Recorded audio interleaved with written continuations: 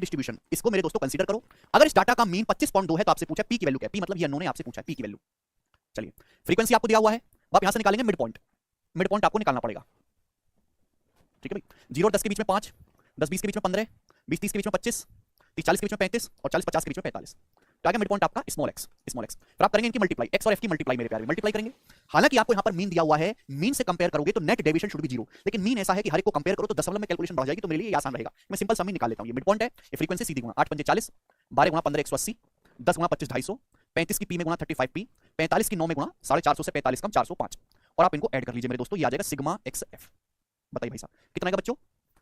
तो 40 और 180, 220 और 250, 220 और 250 470, 470 में 405 जोड़ूंगा तो 875, 875 प्लस 35 पी, ये आया सिग्मा एक्स एफ।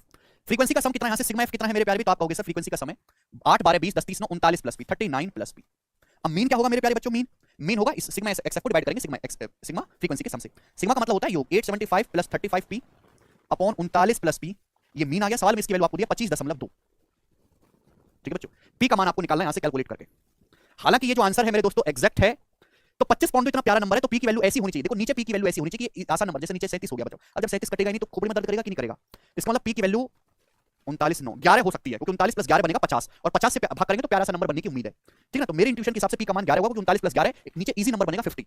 अदरवाइज आप सॉल्व करके देख लो, और कोई रास्ता तो है नहीं। यहाँ पे इसकी मल्टीप्लाई करेंगे तो 875 जमा 35 पी बराबर 39 की गुणा करनी है 25.2 में, अब 39 की 40 में गुणा करते हैं 1000, अब 39 की 25 में, एक सेकंड, 25 गुणा 39 करना है ना, तो 25 की 40 में गुणा करेंगे 1000, एक कम हो जाएगा -25 975।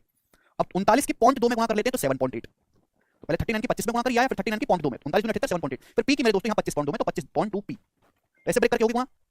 अब ये इधर आएगा 35 पी में से 25.2 पी माइनस करेंगे तो कितना आएगा? 10 10 में से 0.2 9.8 पी आएगा, बराबर 875 975 में से 875 घटाएंगे 100 और 7.8 107.8 आएगा।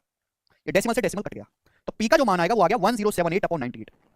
देख लो 11 आ गया, 98 का 98 और बच के यहाँ से 98, पी की वैल्यू 11, ये आंसर है। ठीक है भाई, 2 7 9 बचेगा, पी की वैल्यू 11, तो थोड़ा कैलकुलेशन तो है, करना पड़ेगा, और कोई रास्ता आपके पास नहीं है। तो देखो ये मैंने आपको मीन निकालने के